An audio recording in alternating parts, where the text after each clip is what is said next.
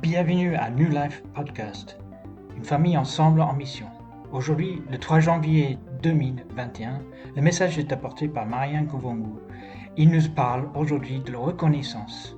Changer ton attitude pour changer ton altitude. À toi, Marianne.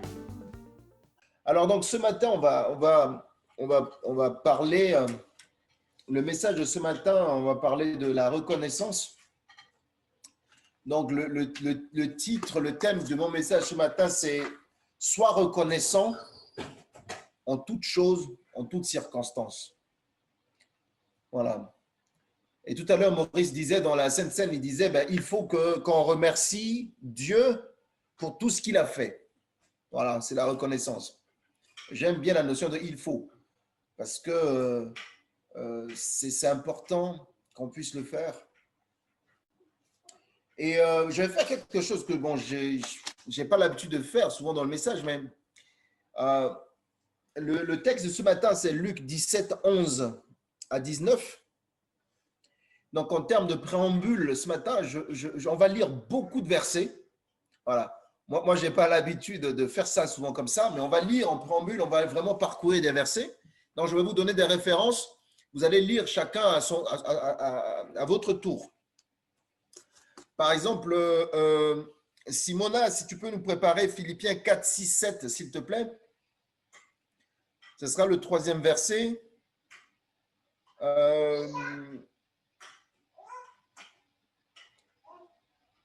Donc, une fois que tu as Philippiens 4, 6, 7, tu prépares aussi Jonas 2, 10. Voilà, la responsabilité. Donc, Philippiens 4, 6, 7 pour Simona et Jonas 2, 10 pour Simona.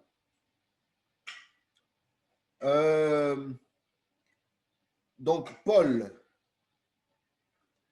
va lire 1 Thessaloniciens 16, 18 et Romains 11, 36.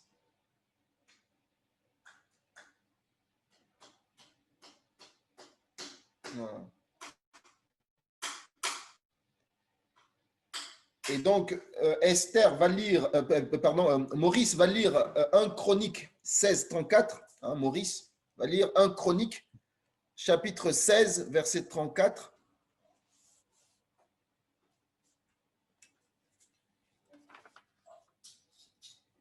Et puis, Narcy va lire Colossiens 3, 17 et Colossiens 3, 15. Voilà. Narcy, tu vas lire Colossiens 3, 17 et Colossiens 3, 15. Donc, je rappelle, Paul va lire 1 Thessaloniciens 5, 16, 18 et Romains 11, 36. Simona va lire Philippiens 4, 6, 7 et Jonas 2, 10. Maurice va lire 1 Chronique, chapitre 16, 16, verset 34, 34. Narcy va lire Colossiens 3, 17 et Colossiens 3, 15. Donc voilà. Moi, je commence. Après moi, c'est Paul. Et après Paul, c'est Simona. Après Simona, c'est Maurice. Après Maurice, c'est Narcy. Donc, moi, je lis 1 Corinthiens 15, 57. Moi, je lis dans la version seconde, 21, qui dit « Mais que Dieu soit remercié, lui qui nous donne la victoire pour notre Seigneur Jésus-Christ. » Je répète, « Mais que Dieu soit remercié, lui qui nous donne la victoire pour notre Seigneur Jésus-Christ. » À Paul, 1 Thessaloniciens. C'était un Thessaloniciens, lequel? 1 Thessaloniciens 5, 16, 18. Ah, 5. Soyez toujours joyeux, priez sans cesse, exprimez votre reconnaissance en toutes circonstances, car c'est la volonté de Dieu pour vous en Jésus-Christ. Merci. Et tu peux lire aussi Romains 11, 36.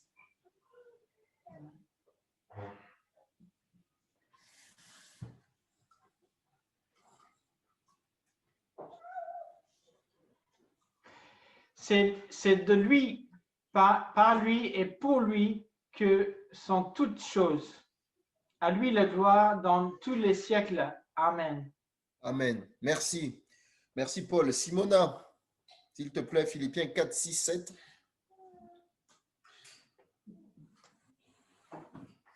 Active là. OK. Ne vous inquiétez de rien, mais en toute chose, faites connaître vos besoins à Dieu par des prières et des supplications avec des actions de grâce. Et la paix de Dieu, qui surpasse toute intelligence, gardera vos cœurs et vos pensées en Jésus-Christ. Merci. Jonas, pour moi, je t'offrirai des sacrifices avec un cri d'action de grâce. J'accomplirai les vœux que j'ai faits. Le salut vient de l'Éternel. Merci. Maurice, 1 Chronique 16, 34.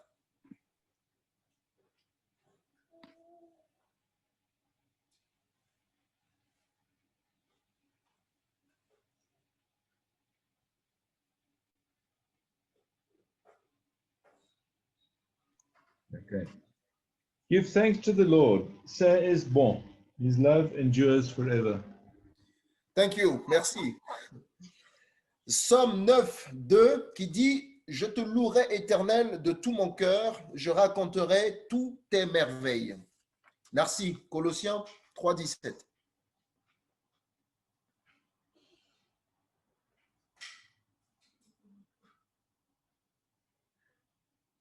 T'es muté, hein?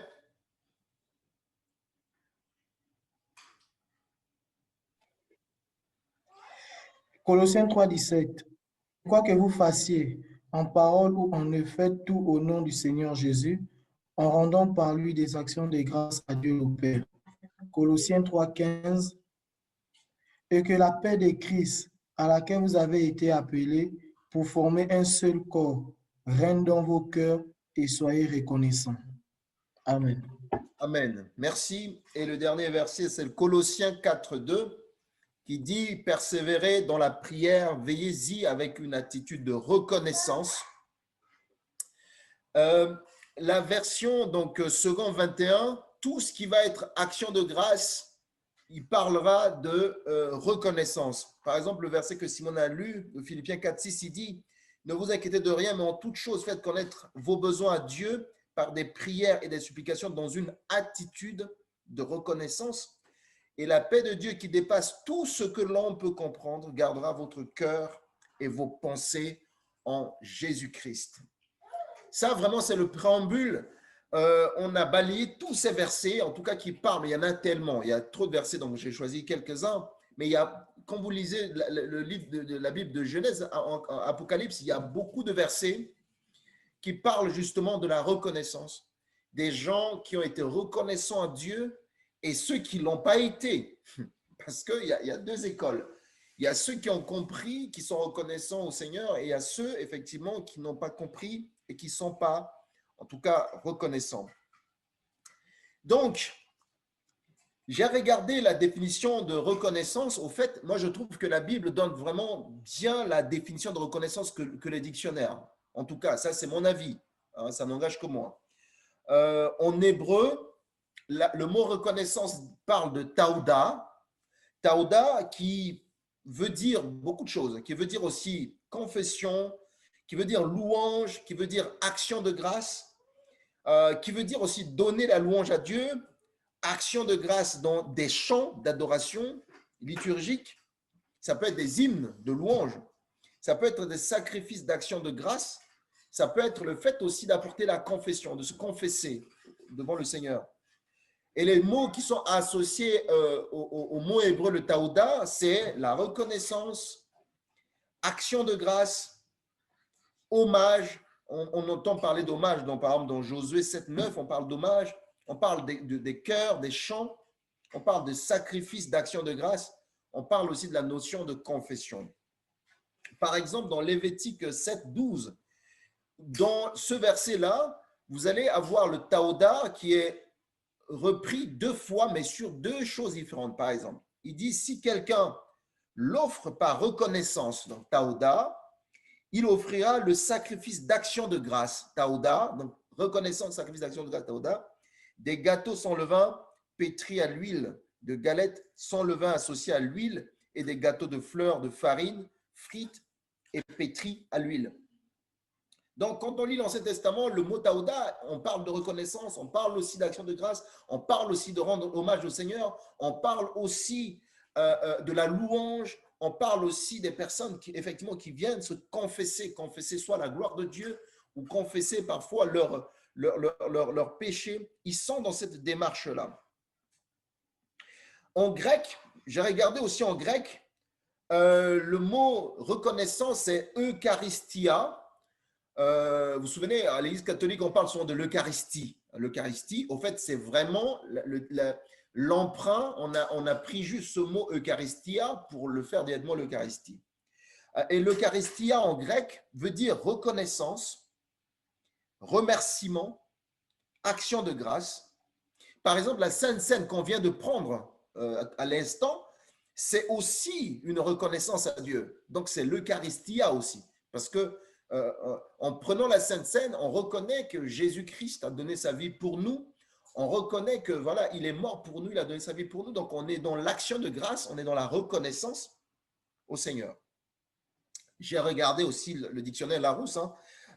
Donc, la reconnaissance, c'est l'action de reconnaître quelqu'un ou de reconnaître quelque chose.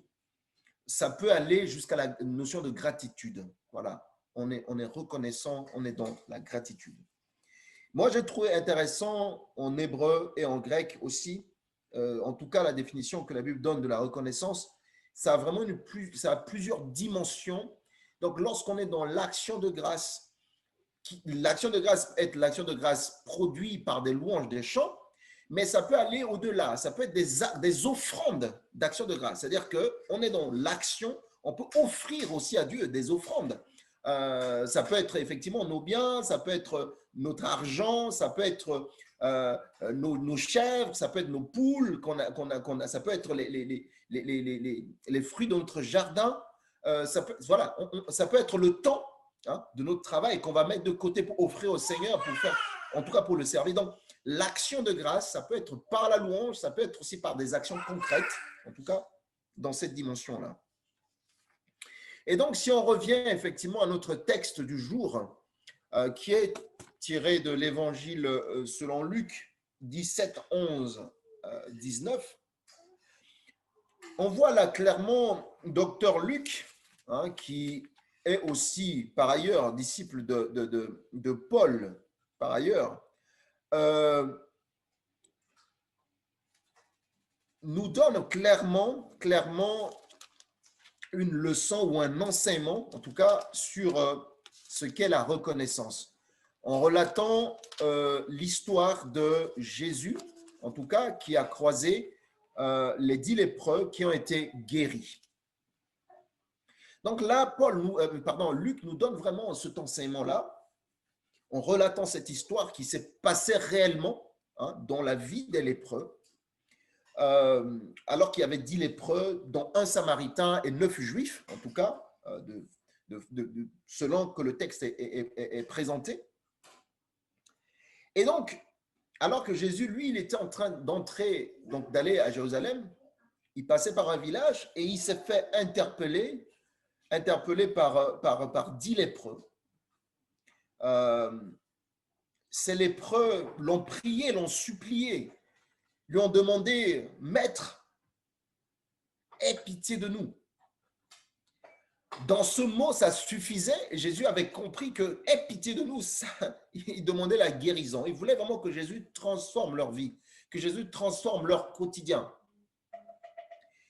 Au fait, la coalition de ces 10 lépreux qui sont tenus à l'écart de la ville, à l'entrée du village, ils n'étaient pas là simplement pour le plaisir ou par hasard.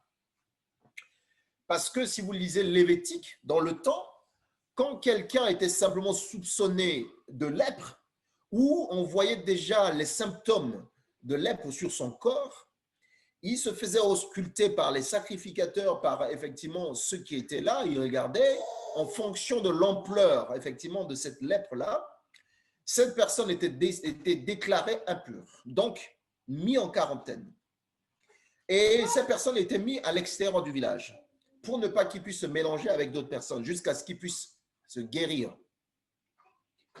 Et c'est dans cette dynamique que ces 10 lépreux étaient là à l'entrée du village. Et même lorsque ces lépreux étaient, ils recevaient leur ration ou ils passaient chercher des rations, ils étaient obligés soit de taper sur des casseroles ou de crier plus fort pour dire, voilà, on arrive, pour permettre à ceux qui, entre guillemets, sont en bonne santé de pouvoir prendre toutes les dispositions.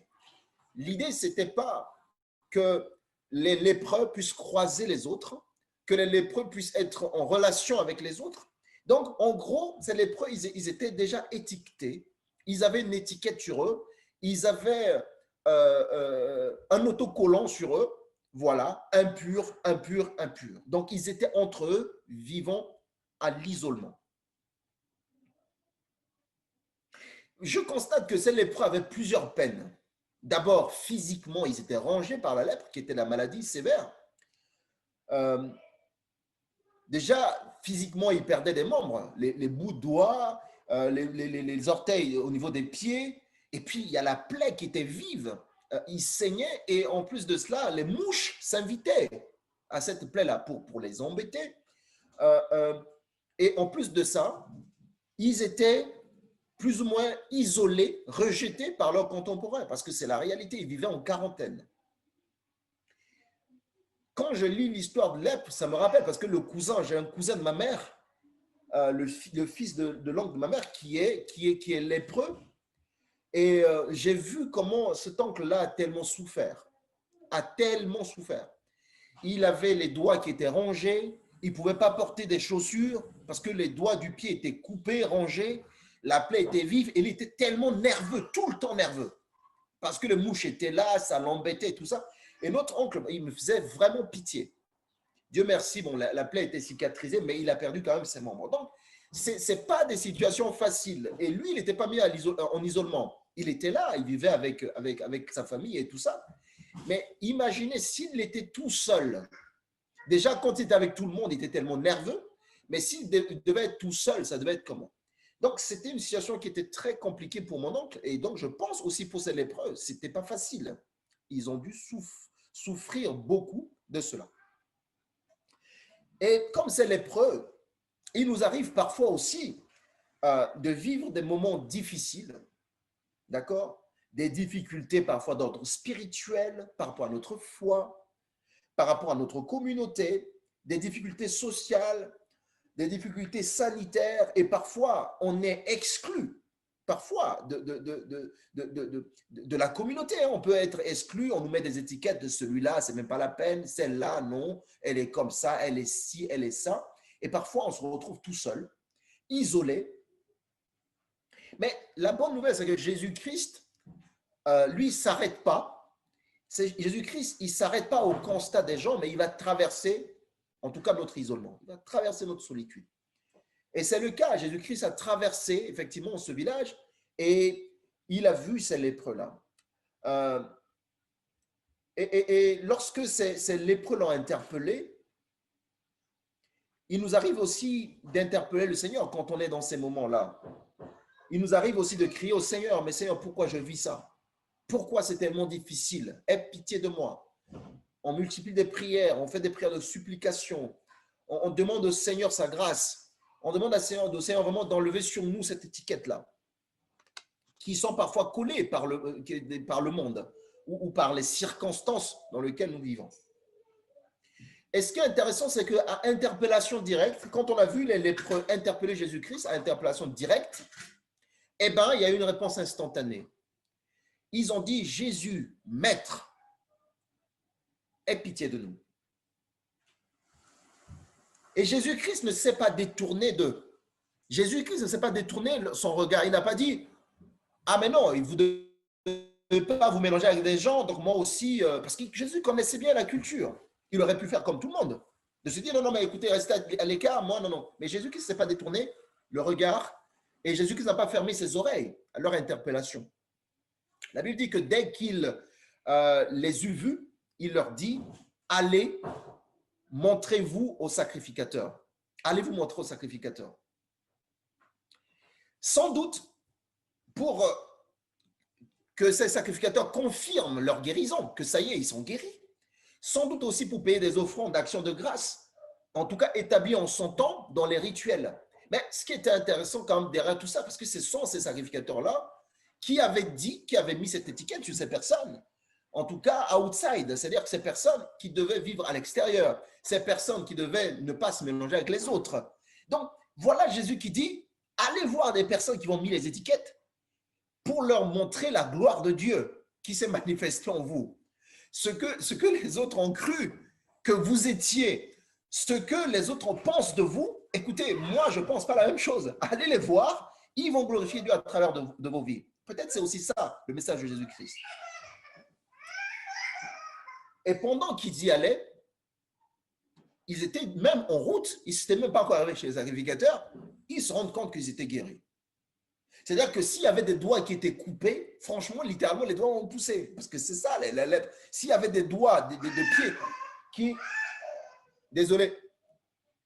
Voilà. S'il y avait des doigts de pied qui étaient coupés ou qui saignaient, en fait, instantanément en route, les doigts de pied sont poussés. Mais c'est extraordinaire. Et les plaies sont parties. Ils étaient guéris. Ils ont vu, ils étaient guéris. Les mouches n'étaient plus là. C'est-à-dire que les gens qui étaient, voilà, ils ont retrouvé leur visage, les doigts, ainsi de suite. Et ils regardent ça, waouh! Et pendant ce temps-là, la Bible va dire, le Samaritain, quand il s'est rendu compte qu'il était guéri, il dit, waouh, ce qui s'est passé. Alors, il s'est détourné. Il n'est pas allé voir les sacrificateurs d'abord. Il dit, mais ce qui m'arrive à moi, je sais que Jésus-Christ m'a guéri. Donc, je repars d'abord. En tout cas, la première gloire doit d'abord être rendue à Dieu.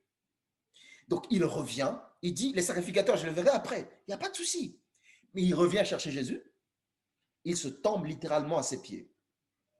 Donc, le Samaritain, se voyant guéri, revint sur ses pas, glorifiant Dieu à haute voix. Vous imaginez, ils étaient en train peut-être de crier, parce que c'est un homme, voilà, il a tellement tué la souffrance.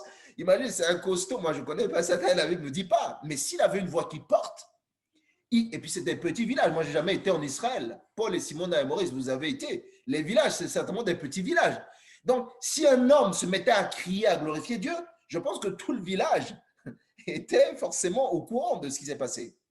Donc il vient, il se tombe, il se jette aux pieds de Jésus, et aux pieds de Jésus, et lui rendit grâce.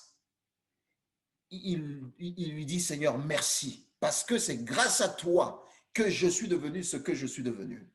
Tu m'as enlevé la honte, tu m'as enlevé l'étiquette de lépreux, tu m'as transformé.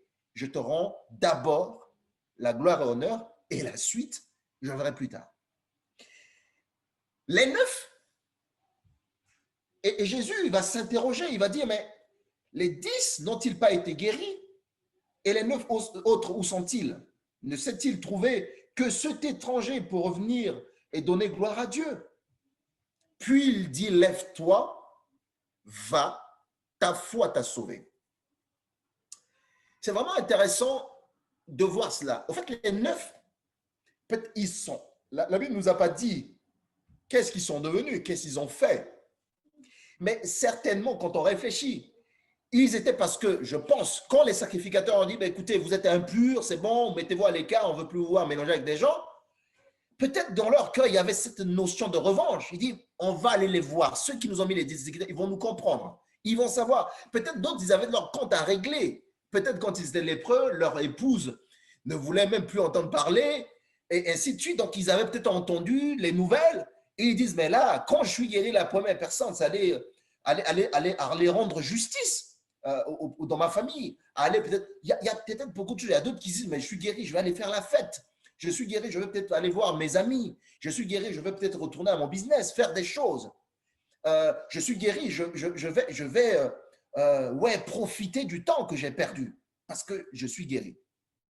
Donc, ils ont totalement oublié le fait que, mais ils ont été guéris par quelqu'un. Ils ne sont pas revenus pour dire merci pour nos gloires à Dieu. Donc, ils sont guéris, ils sont partis, ils ont vaqué automatiquement à leur vacation. Quand on lit aussi dans Luc ou dans Matthieu, Jésus un jour, il allait avec Simon et Jésus avait faim et Simon, donc il voulait aller se ressourcer. Ils sont partis chez la belle-mère de Simon pour se ressourcer, pour manger. Et quand ils sont arrivés, la belle-mère de Simon était malade. Il avait la fièvre. Et Jésus-Christ a prié pour la belle-mère de Simon. Et la Bible dit qu'elle s'est levée. Elle s'est mise à les servir. Donc, quand Dieu guérit, d'abord, c'est pour la gloire de Dieu. Dieu nous guérit pour lui. Dieu nous enlève nos étiquettes qu'on nous a mis, l'étiquette de maladie, l'étiquette de souffrance, l'étiquette de dernier de la vie sociale, l'étiquette de mauvais professeur, hein, pour nous qui enseignons Simona, l'étiquette de mauvais, je sais pas, mauvais patron, l'étiquette de mauvais étudiant qu'on nous a collé. Et tout ça, Christ enlève cette étiquette-là. Christ nous enlève cette étiquette. L'étiquette de celui qui ne réussit pas, l'étiquette du pauvre, Christ nous enlève ces étiquettes-là. Et quand il nous enlève ces étiquettes-là, la première gloire, c'est d'abord à lui. La première reconnaissance, c'est d'abord à lui. Seigneur, merci, parce que tu as enlevé mes étiquettes. Je te rends d'abord honneur et gloire. Et je suis reconnaissant pour ce que tu as fait pour moi. Je te bénis pour cela. Avant de commencer à penser, ah mais tiens, je suis guéri, qu'est-ce que je vais faire? Ouh là là, c'est chouette, je vais aller faire le shopping, ça y est, je vais voir les amis, on va faire la fête. Non, ça peut venir après. Mais la première des choses, être reconnaissant.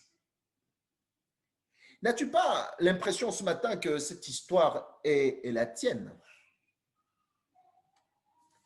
Jésus-Christ qui vient à toi, à moi, qui ne s'est détourné ni de toi, ni de tes souffrances, ni de tes difficultés au quotidien, ni de tes défis au quotidien. Il te tend l'oreille, il répond à tes interpellations comme il a fait pour les lépreux. Tes cris, tes prières, quand tu passes du temps à prier pour ta famille, pour tes amis, le Seigneur entend, il entend les cris, il te répond. Et pourtant, combien de fois es-tu revenu pour lui rendre hommage, pour lui rendre grâce? Combien de fois tu as pris conscience de dire, Seigneur, tu as fait ça pour moi, je te remercie, je te bénis, je te glorifie. Combien de fois? Combien de fois tu t'es comporté comme les 9, en tout cas juifs, qui ont été guéris et qui sont partis en flèche pour vaquer à leur histoire, au lieu d'être comme cet étranger, ce Samaritain, dans la reconnaissance à Dieu. Au fait, en cette nouvelle année 2021, le Seigneur t'interpelle, il m'interpelle aussi, de changer ton attitude vis-à-vis de Dieu, afin d'atteindre l'altitude que le Seigneur a réservée pour toi. Le Seigneur veut que nous montions en altitude.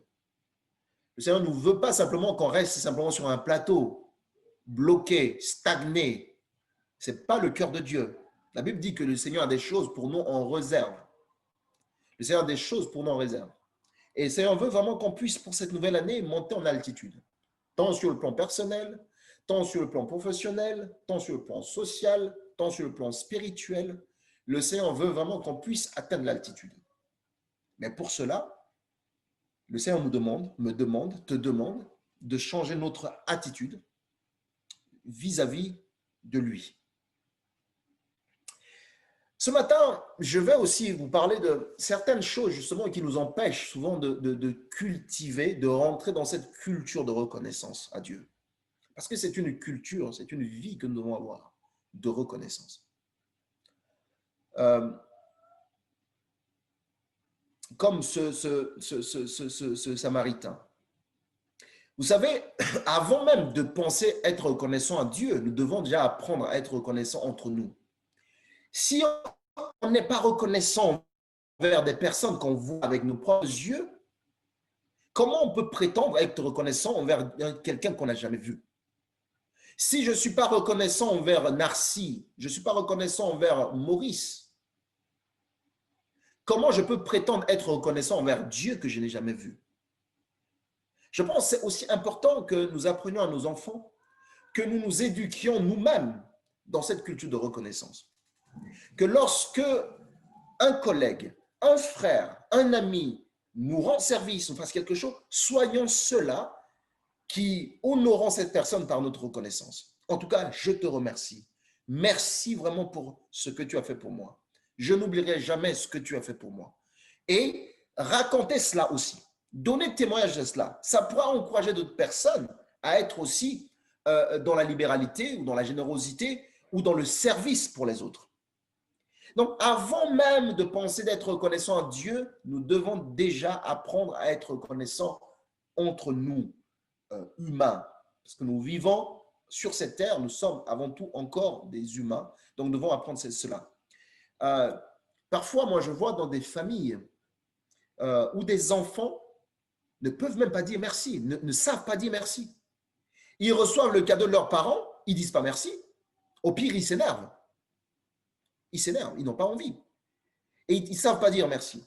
Donc, c'est pour ça que c'est vraiment important que le Seigneur nous apprenne à nous et que le Seigneur nous permette, en tout cas aussi d'apprendre à nos enfants, à nos familles, à nos neveux, à nos nièces, à nos amis, d'être reconnaissants déjà entre nous.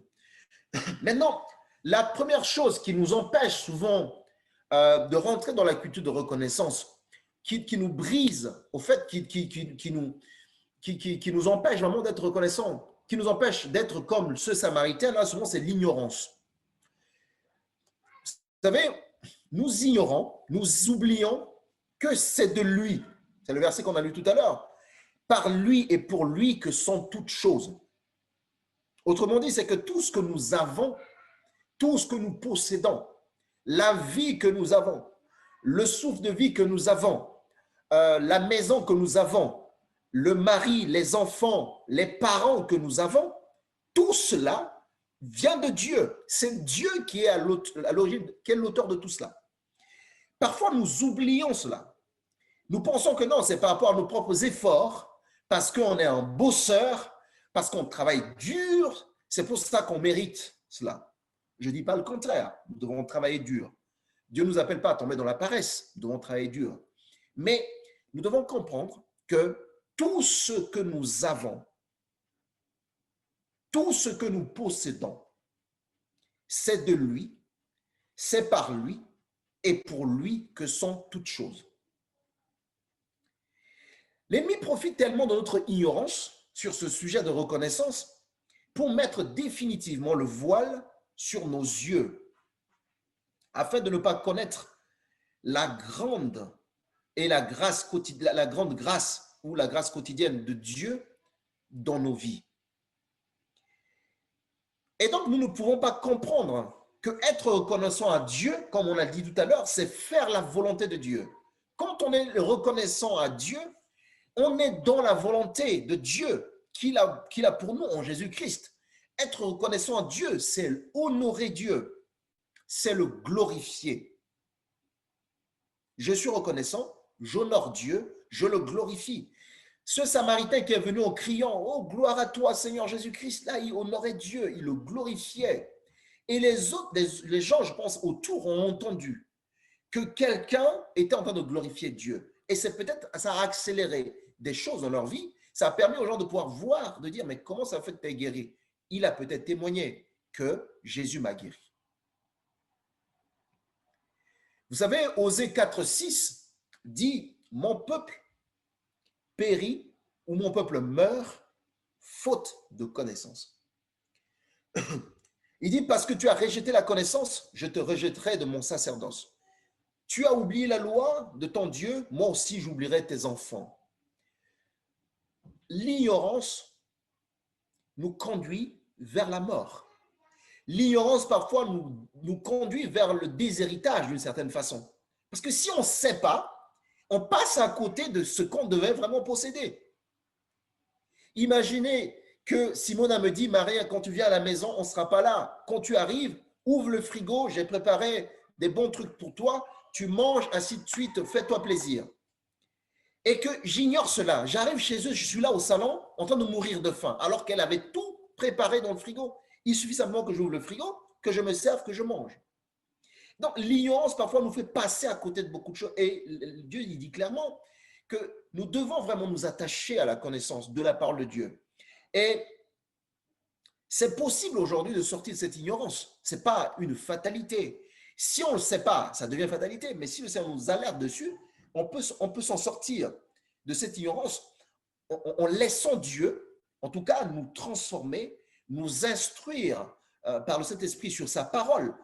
Nous-mêmes, en lisant la parole de Dieu, et en lisant la parole de Dieu, on va découvrir l'exemple des hommes et des femmes qui ont été reconnaissants envers Dieu, qui ont honoré Dieu. Et ça peut effectivement nous aider à grandir dans notre foi et dans notre attitude vis-à-vis de Dieu. La deuxième chose pardon, qui nous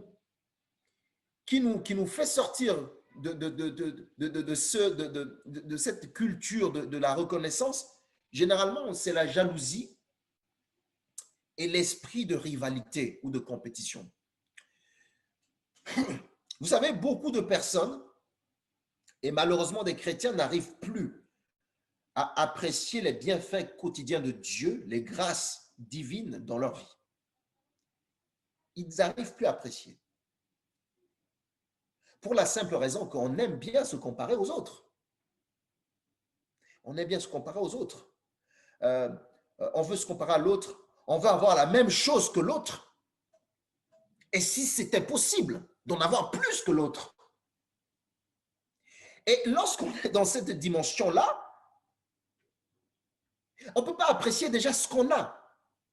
On ne peut pas se poser pour dire « Waouh, Seigneur, génial, j'ai ça, alléluia ». Le problème, c'est qu'on va se comparer à l'autre. « Oh là là, mais j'ai ça, mais Narcy, il a plus que moi. Pourquoi il a ça et machin ?» Donc, du coup, je ne peux pas apprécier ce que le Seigneur me donne. Donc, impossible de pouvoir prendre du temps pour dire « Seigneur, merci pour ce que tu m'as donné ». On demande des enfants, on demande un travail, on demande un époux, on demande une épouse. On demande une maison, on demande une assemblée, une église. On dit, Seigneur, ouais, je veux telle église. On demande une voiture au Seigneur, une aptitude particulière. Jésus nous a répondu, il nous répond, en tout cas dans sa volonté. Mais toi et moi, nous ne sommes pas contents, parfois. Car parce qu'on veut que ça soit forcément ce que le Seigneur nous donne, ça puisse être forcément comme ce qu'il a donné à Paul. Ce n'est pas possible. Ce n'est pas possible. Le Seigneur nous donne des choses en fonction effectivement de notre mesure. Le Seigneur nous donne des choses dans sa volonté. On n'a pas à comparer avec les autres. Et quand on est dans cette dynamique-là, on oublie de remercier le Seigneur pour ce qu'il nous a donné. Et on a parfois des phrases qu'on a inventées. Tu as de la chance. Tu as de la chance d'avoir telle ou telle chose. Oh, qu'est-ce que tu es chanceux. J'aurais voulu être comme toi. J'aurais voulu être comme tel ou tel. J'aurais préféré que mes enfants puissent être comme ci, comme ça. J'aurais voulu que mon épouse, mon époux puisse savoir faire telle ou telle chose. J'aurais voulu que ça puisse aller vite. Et jamais le temps pour revenir comme ce Samaritain, pour tomber aux pieds de Christ, pour dire, Maître, merci pour le travail que tu m'as donné, pour les amis que tu m'as donné, pour ma famille que tu m'as donné, pour mes collègues, pour la maison que tu m'as donnée, pour la voiture que tu m'as donnée, pour ma famille que tu m'as donnée, pour mes enfants que tu m'as donnés. Frères et sœurs, arrêtons de regarder aux autres. Soyons toujours joyeux, comme Paul l'a lu tout à l'heure, soyons toujours joyeux. Prions sans cesse, exprimons notre reconnaissance en toutes circonstances. Car c'est la volonté de Dieu pour nous en Jésus-Christ. Quand tout va bien, gloire à Dieu. Quand tout ne va pas bien, gloire à Dieu. Le texte ne dit pas « soyez heureux ». Non, soyez joyeux. Parce que heureux, c'est encore autre chose. Parce que la joie, c'est Christ qui nous donne la joie. La joie du Seigneur est ma force. Et la joie du Seigneur ne dépend pas de nos circonstances. Que nous sommes riches, que nous sommes pauvres, que nous sommes en santé, que nous sommes malades, que nous avons du travail, que nous sommes au chômage. La Bible nous demande d'être joyeux. Parce que c'est la joie du Seigneur. Ce n'est pas la joie du monde. Philippiens 2,3 dit, ne faites rien par esprit de rivalité, de parti ou par vaine gloire, mais que l'humilité vous fasse regarder les autres comme autant au-dessus de vous. Donc nous devons arrêter de nous comparer aux uns aux autres et prendre du temps pour remercier le Seigneur pour ce qu'il nous a déjà donné. Ce qu'il nous a déjà donné. Le troisième point, c'est ce qui fait en sorte qu'on ne peut pas rentrer dans la culture de la reconnaissance, c'est la convoitise, qui ressemble un peu au point précédent, hein, se comparer aux autres. Romains 13, 9 nous parle de la convoitise, 1 Timothée 3, 3 nous parle aussi de la convoitise, de cette notion-là. En fait, la convoitise, c'est la culture de toujours vouloir et jamais en être satisfait. Dans ce cas de figure, il est impossible de pouvoir prendre du temps pour apprécier réellement ce qu'on a déjà. L'ennemi a réussi à mettre dans nos pensées, dans nos cœurs, les choses que nous avons ne servent à rien. Et que notre bonheur, notre libération, notre satisfaction viendrait forcément d'ailleurs, pas de ce que nous avons aujourd'hui. Vous savez comme moi que quand Dieu a appelé Moïse pour aller libérer les enfants d'Israël en Égypte, Moïse aurait voulu avoir une puissance extraordinaire. Il disait, mais Pharaon, il a des armées, des machins. Moi, je ne veux pas y aller. Déjà, je ne sais pas parler, c'est compliqué. C'est pas possible. Et Dieu, vous savez très bien que Dieu a dit à Moïse, mais écoute, qu'est-ce que tu as, Moïse? Qu'est-ce que tu as déjà entre tes mains? Moïse dit, moi, j'ai mon bâton. Eh bien, Dieu a utilisé le bâton personnel de Moïse, son bâton personnel, qu'il avait, son bâton de berger, hein, qu'il avait tout le temps, pour lui qui servait à rien. Dieu a utilisé ce bâton pour faire des miracles extraordinaires en Égypte. Un simple bâton personnel qu'il avait, qui traînait avec lui tout le temps, qui n'avait pas le temps d'apprécier ce bâton, à part le fait de s'appuyer dessus. Mais Dieu a utilisé ce bâton de façon extraordinaire et ça fait des choses extraordinaires en Égypte. Et vous vous souvenez aussi que Dieu va utiliser la petite farine et la petite huile de la femme de Sarepta, la veuve de Sarepta, pour pouvoir multiplier, c'est le peu qu'elle avait. Et parce qu'elle savait apprécier cela, Dieu va multiplier cela pour permettre non seulement à Élie d'être épargné de la famine, de ne pas mourir, mais à cette femme et à sa maisonnée.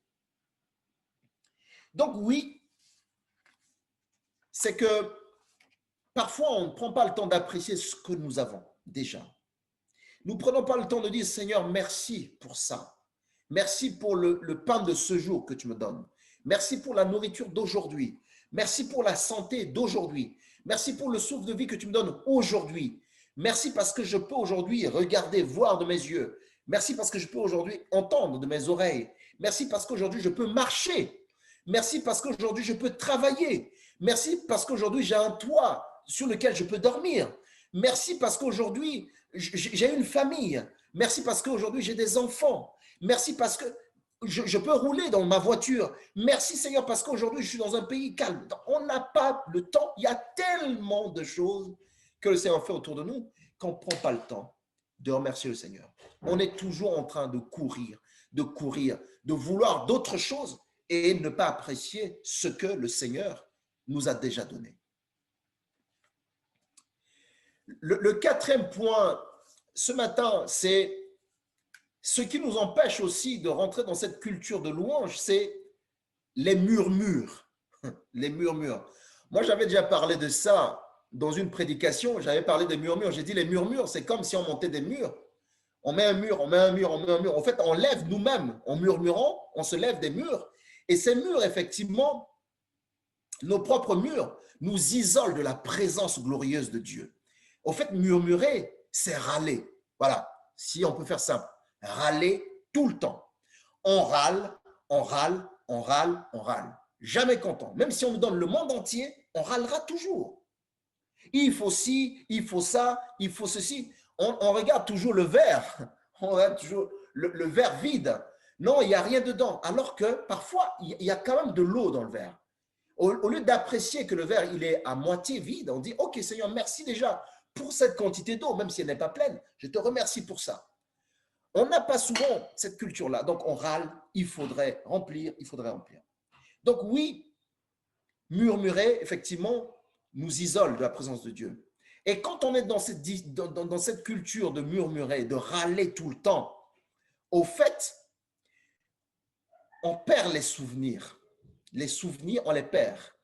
Alors que la Bible dit, comptez les bienfaits de Dieu. La Bible nous demande de nous rappeler des bienfaits de Dieu, de nous souvenir, de se dire, Dieu, si tu as été avec moi hier, si tu m'as donné à manger hier, tu peux me donner à manger aujourd'hui, et je crois que tu pourras me donner à manger demain.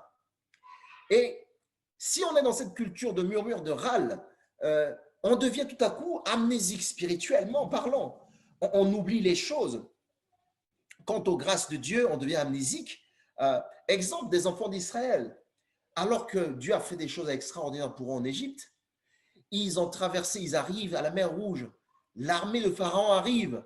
Ils ont eu peur. Dieu a ouvert la mer Rouge. Ils ont traversé. Une fois de l'autre côté, ils ont glorifié Dieu par Myriam. Ils ont loué Dieu. Et par la suite, ils ont soif. Au lieu de se souvenir que Dieu qui les a fait traverser la mer Rouge était capable de leur donner de l'eau, ils ont commencé à râler. Ils ont parti boire dans l'eau. L'eau était amère, l'eau de Mara. Ils ont commencé à murmurer. Et Dieu a dit à Moïse, mets un bâton dans l'eau, coupe un morceau de bois, tu mets dans l'eau et l'eau devient douce. Ils ont bu. Ça n'a pas suffi. Ils ont commencé à dire, oh là là, mais tu te souviens quand on était en Égypte, on mangeait de la bonne viande et on est là, d'ici, depuis ce temps, on ne mange pas de viande, ainsi de suite. Ils murmuraient contre Dieu. Et voilà, Dieu va leur donner le pain et la viande, les perdrix qui viennent du ciel. Et les enfants d'Israël vont donner le nom. Ils vont dire, c'est la manne. La manne, en hébreu, c'est que ça. C'est que ça. Qu'est-ce que c'est que ça? La manne, c'est que ça. Et donc, ils vont appeler ça la manne. Donc, aucune attitude de reconnaissance. Aucune attitude de reconnaissance. Donc, Dieu nous demande justement d'être fidèles aussi dans les petites choses qu'il nous donne, parce qu'il veut nous donner des grandes choses. Il veut nous confier des grandes choses. Il veut qu'on puisse monter en altitude. Mais si on ne reconnaît pas sa main, si on ne dit pas Seigneur merci parce que c'est toi qui m'as donné ça, comment voulez-vous ou comment je veux que le Seigneur puisse continuer à faire des choses encore extraordinaires? Puisque de toute façon, je témoigne pas sa gloire. De toute façon, je ne rends pas témoignage de ce qu'il a fait pour moi. Alors, est-ce que ça sert vraiment qu'il continue? Luc 16, 10 dit, celui qui est fidèle dans les moindres choses, l'est aussi dans les grandes. Et celui qui est infidèle dans les petites choses, l'est aussi dans les grandes choses. Ce que Dieu nous demande, Dieu nous appelle à la fidélité. La fidélité dans la reconnaissance envers lui. La fidélité dans l'adoration envers lui. La fidélité dans la louange envers lui. Ça me fait penser à quand Élie était en face des prophètes de Baal et de Starté et il priait. Il commençait à prier, il a vu simplement une petite nuage. Et il était dans la joie, il dit, waouh Seigneur, gloire à toi.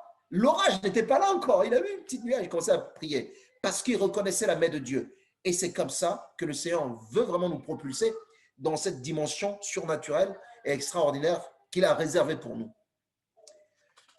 Le dernier point, en tout cas des choses qui nous empêchent justement d'être dans la reconnaissance, c'est le mode, en tout cas, ou la mode, par exemple, la mode de consommation à outrance que le monde nous a imposé. Toujours avoir, utiliser à peine et passer à autre chose. Je prends l'exemple pour nos enfants. Nos enfants ont tellement de jouets, trop de jouets, parce qu'aujourd'hui, il y a des tantes, il y a des oncles, il y a les parents, il y a des amis de la famille, où chaque fête, ils vont offrir des cadeaux. Donc, nos enfants, ils ont tellement de cadeaux, ils ont tellement de cadeaux, qu'ils n'ont plus le temps d'apprécier un cadeau, de prendre du temps sur un cadeau, de dire, ben, ce cadeau, j'aime bien, ce jouet, j'aime bien, je vais le câliner, je vais passer mon temps avec. Parce que c'est tellement... Il y a tellement de cadeaux, donc on apprécie cela. Et malheureusement, cette culture de consommation à outrance, on l'a amenée, on l'a transportée, on l'a transposée dans notre relation avec Dieu. On est là tout le temps derrière Dieu. Seigneur, donne-moi ci, donne-moi ça, je veux ceci. Et une fois qu'on reçoit, on est déjà dans la demande pour la seconde étape. On n'a même pas le temps de dire Seigneur, merci, je te priais, tu m'as donné ça, je te remercie, je me réjouis de ça, je profite de ça. Non. Seigneur, donne-moi ci. Une fois que j'ai ça, Seigneur, donne-moi ça. Une fois, Seigneur, donne-moi ça. Seigneur, et jamais ça soit pour dire Alléluia, gloire à toi. C'est toi qui m'as permis d'avoir ces choses. Donc, nous devons effectivement prendre conscience de ces choses-là. Que le Seigneur veut nous bénir. Et c'est son cœur de Père. Le Seigneur veut nous ouvrir des portes extraordinaires. C'est son cœur de Père. Il a des choses en abondance pour nous. Et la réalité de nos vies dans le monde céleste, c'est une vie abondante. Et le Seigneur veut qu'on vive ça, ici aussi les premiers sur la terre. Mais notre attitude peut aussi déterminer notre altitude. Notre attitude vis-à-vis de lui peut déterminer où est-ce qu'on veut vraiment aller. Combien de temps prenons-nous pour pouvoir apprécier ce que le Seigneur a effectivement mis à notre disposition? Enfin, pourquoi devons-nous donc être reconnaissants? Quand je vous ai fait lire tous ces versets tout à l'heure, effectivement, les réponses sont dedans. Dans 1 Corinthiens 15, 57, qui dit « Nous devons être reconnaissants parce qu'il nous donne la victoire par notre Seigneur Jésus-Christ. » Ça, c'est une déclaration, c'est une proclamation de foi. Dieu nous donne la victoire en Jésus-Christ. Dieu nous a déjà donné la victoire en Jésus-Christ par sa mort à la croix. La victoire sur la maladie, la victoire sur les difficultés, la victoire sur les problèmes, la victoire sur le désordre qui règne dans le monde, la victoire sur la guerre dans nos pays, la victoire sur l'injustice, la victoire sur la corruption, la victoire sur le comportement des uns aux autres vis-à-vis de nous, la victoire sur la haine des uns des autres, la victoire sur tout ce qui est vraiment malsain dans le monde dont nous vivons, la victoire même sur le monde. Et raison pour laquelle nous devons être reconnaissants à Dieu, parce que Dieu nous a donné cette victoire-là. Cadeau. On n'a rien mérité. Il dit, Maurice, tiens, victoire. Esther, tiens, victoire. Paul, tiens, victoire. Gratuitement, gratos, free. Il donne gratuitement. Et pour cela, nous devons louer Dieu pour ça. Nous devons juste pour ça être reconnaissants. Être reconnaissants pour dire, Seigneur, merci, parce que tu m'as donné la victoire sur telle ou telle chose. Le deuxième point, pourquoi nous devons être reconnaissants? Mais parce que c'est la volonté de Dieu pour nous en Jésus-Christ. 1 Thessaloniciens 5, 16, 18 qu'on a lu tout à l'heure, que Paul l'a lu. Parce que c'est la volonté de Dieu pour nous en Jésus-Christ. Parce que notre vie est cachée dans la vie de Christ. Eh bien, notre vie en Jésus-Christ, la volonté de Dieu, c'est que nous soyons dans cette attitude de reconnaissance. L'attitude de reconnaissance tous les jours. Pas dans l'attitude de plainte, oui, ceci n'a pas fonctionné, ça, le verre est toujours vide, ainsi de suite. Oui, ça nous arrive. Quand je vois mes enfants qui sont encore petits, parfois tu demandes de faire un truc, ils font autrement. Et tu dis, mais ce n'est pas possible. Ce que tu veux, c'est qu'ils puissent obéir d'un seul coup. Mais non, gloire à Dieu pour ces enfants-là. Parce que le Seigneur nous les a donnés. Nous devons les aimer et nous devons avancer avec eux. Et nous devons bénir le Seigneur pour ça. Troisième raison, c'est que Philippiens 4, 6, 7, que Simon a dit tout à l'heure, c'est que il dit la paix de Dieu, parce que si on dit ne vous inquiétez de rien, mais en toute chose faites connaître vos besoins à Dieu, dans une attitude de reconnaissance, et la paix de Dieu qui dépasse tout ce que nous pouvons comprendre, gardera notre cœur et nos pensées en Dieu. C'est-à-dire que si nous sommes dans l'attitude de la reconnaissance, la paix de Dieu, qui dépasse toutes les circonstances, qui dépasse toutes les choses compréhensibles, va garder notre cœur et nos pensées sur Dieu. Et si nos cœurs et nos pensées sont gardés sur Dieu, mais nous sommes dans la paix de Dieu. La quatrième raison pourquoi nous devons être reconnaissants, Psaume 9.2 dit, nous devons être reconnaissants parce qu'en étant reconnaissants, nous racontons le témoignage de ce que Dieu a fait pour nous. Les miracles que nous avons vécus avec Dieu, lorsque nous témoignons, nous sommes reconnaissants, les autres personnes vont entendre que « Waouh, Dieu a fait telle chose dans la vie de Simona. Waouh, Dieu a fait telle chose dans la vie de Paul. C'est génial. Donc, il peut aussi faire pour moi. Et comme le Samaritain l'a fait, il a été reconnaissant et il a témoigné, crié et les gens ont entendu. La cinquième chose, c'est que Colossiens 4, 2, en étant reconnaissant à Dieu, au fait, le Seigneur nous permet, nous aide à persévérer. Au fait, c'est comme si c'était des territoires. Comme vous faites la guerre, vous ne commencez pas directement, vous prenez tout le territoire. Vous commencez par quartier, après vous prenez un village, vous vous assurez, vous prenez une ville, après vous prenez la nation, après ainsi de suite. Donc, les territoires, les petites victoires que le Seigneur nous donne, nous devons effectivement nous asseoir dessus et glorifier son nom. Et c'est comme ça que nous allons aller de victoire en victoire et persévérer dans notre vie de tous les jours.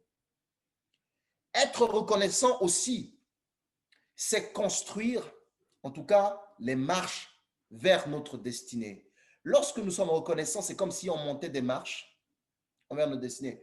Personnellement, quand je préparais ce message-là, ça m'a beaucoup interpellé personnellement toute la journée d'hier, parce que même si je me bats souvent pour Seigneur, être toujours reconnaissant dans les petites et les moindres choses, il y a des fois où il y a des choses, je vois, j'ai l'impression que les choses n'avancent pas vite. Il y a des choses où je pense que les choses n'avancent pas vite comme j'aurais voulu. Et du coup, ça me met en colère. Du coup, je n'apprécie pas déjà les petites choses que le Seigneur en fait. Et je me souviens un jour, on a eu un échange un soir avec Paul et Simona. Et Simona, je pense, c'est Simona qui disait je remercie le Seigneur parce que là, je vois qu'il y a voilà, un engagement qui se fait aujourd'hui. Je vois, Simona disait, je vois qu'il y a cette petite prémisse d'engagement. Je sens dans les gens qu'il y a cet engagement. Moi, j'avais répondu, je dis oui, mais. Voilà. Oui, mais. Au fait, je n'avais pas pris le temps pour dire Seigneur, oui. C'était difficile au début, mais maintenant, je vois que les petites choses, les petits nuages commencent à arriver. Mais ces nuages-là, je veux vraiment te remercier pour ça. Cette attitude, je ne l'avais pas. Et quand je préparais ce message-là, le Seigneur me dit, waouh, tu vois, même sur ces points-là, parfois, tu penses mieux faire. Tu penses, voilà, que les choses aillent vite, ça accélère, ainsi de suite, mais tu ne prends pas le temps de dire quel est le chemin que tu as fait jusqu'à maintenant. Quel est le chemin que le Seigneur a fait avec vous, en tant que communauté, jusqu'à maintenant? Et où est-ce que le Seigneur veut vous amener? Si tu n'apprécies pas ce que le Seigneur fait maintenant avec vous, tu n'apprécieras pas ce qui arrivera demain. Que l'église soit remplie de 1000 personnes, tu aimerais toujours qu'il y ait 10 000. Que l'église soit remplie de 10 000, tu aimerais qu'il puisse être 100 000. Que ça soit 100 000, tu aimerais que ça soit 1 million. Mais il faut, à un moment donné, dire, OK, Seigneur, merci parce que tu as envoyé 5 personnes. Merci parce que tu as envoyé une seule personne. Merci parce que tu as permis que 3 personnes aient entendu l'évangile. Et c'est comme ça que le Seigneur va amener les choses. Et ça m'a vraiment, quand je préparais ce message, je dis, ouais, Seigneur, vraiment pardon pour ces attitudes personnelles que parfois j'ai, où souvent je ne prends pas le temps d'apprécier parfois les petites choses. Donc, j'ai prié pour moi, j'ai dit, Seigneur, aide-moi voilà, à rentrer dans cette dimension-là pour pouvoir aller de l'avant sur le plan personnel, mais sur le plan aussi de la communauté. On est ensemble, on prie ensemble que nous ayons cette attitude-là. Donc, je vous donne un devoir à faire. Ce devoir-là, c'est un devoir personnel. Si vous pouvez le faire, ce sera bien, en tout cas. Vous prenez un papier blanc, une feuille blanche. Vous écrivez tout ce que vous avez déjà. OK? Tout ce que vous avez déjà. Ça peut être le travail, ça peut être les enfants, la femme. N'écrivez pas tout ce que vous aurez aimé avoir. Non. Écrivez tout ce que vous avez déjà. D'accord? Vous écrivez tout ça. Et commencez à partir de maintenant à remercier le Seigneur pour ça. Vous allez vous rendre compte, vous allez être surpris que vous avez déjà beaucoup de choses. N'écrivez pas les choses spirituellement. Le Seigneur nous a dit spirituellement que, oui, c'est pas ça, je ne parle pas de ça. Bien sûr, spirituellement, Dieu nous a donné des choses. Mais ce que tes yeux physiques voient déjà, ce que tu as en termes de compétences, de qualité, ainsi de suite. Les gens qui sont en couple, essayez aussi que vous faites pour vous, d'accord? Faites pour vous. La femme fait pour elle aussi. Et après, si vous avez le temps, écrivez ce que votre partenaire a déjà, que vous voyez au quotidien. N'écrivez pas ce que vous aimeriez que votre partenaire puisse avoir. Et à partir de ce moment, remercions le Seigneur pour ça. Prions le Seigneur pour ça. Dis, Seigneur, merci. Parce que je ne savais pas. Tu m'as donné ça. Tu m'as donné ça. Tu m'as donné ça. Tu m'as donné ça. Gloire à toi. Gloire à toi. Je te bénis. Tous les jours, on est dans la reconnaissance envers le Seigneur. Et vous verrez, si le Seigneur ne va pas ouvrir les écluses des cieux sur nos vies pour que nous puissions encore aller de l'avant, persévérer, aller plus de l'avant. Donc, je dirais simplement pour terminer ce message, changeons notre attitude pour atteindre l'altitude que le Seigneur a pour nous. Donc, remercions le Seigneur pour cela tous les jours. Amen.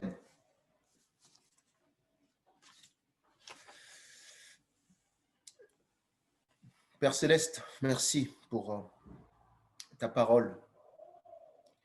Seigneur, merci parce que tu nous instruis, tu nous parles,